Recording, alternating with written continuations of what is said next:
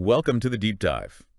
Today, we're really getting into the daily scrum, that key meeting in Agile. We want to look at how to keep these stand-ups, well, effective and focused. Exactly.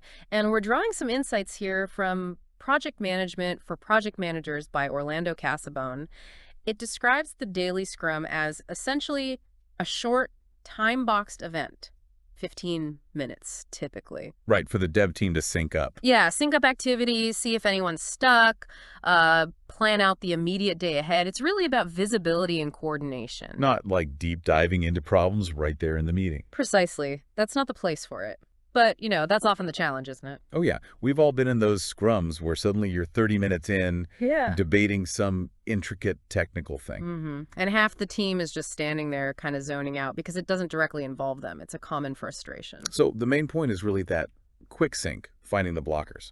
That's the core purpose, synchronization and uncovering those roadblocks, making sure everyone knows, roughly, what others are up to and if help is needed. And keeping it on track is crucial then. It respects everyone's time. Absolutely. Time boxing is key.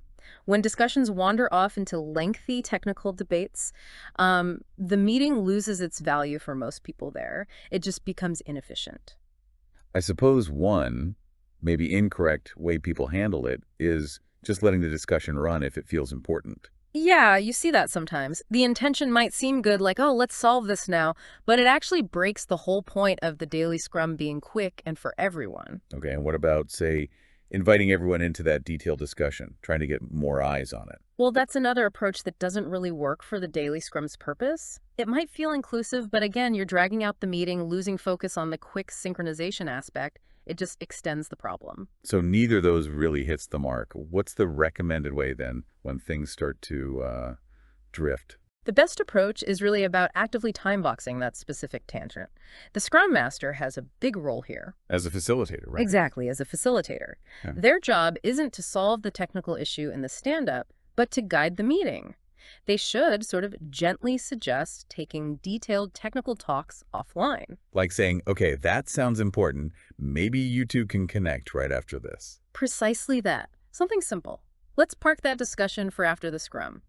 It acknowledges the issue, but protects the meeting's time frame and focus. That makes a lot of sense. It keeps the daily scrum doing what it's supposed to do for the whole team. Right. You maintain that essential alignment function, but you also ensure that the important, deep technical discussions do happen, just, well, in the right place with the right people. So it's a balance. Quick sync for everyone, then focus problem solving for those involved. It really is. It respects everyone's time and makes both the stand-up and the follow-up problem solving more effective. Okay, so the big takeaway seems to be keep the daily scrum laser focused on synchronization and blockers.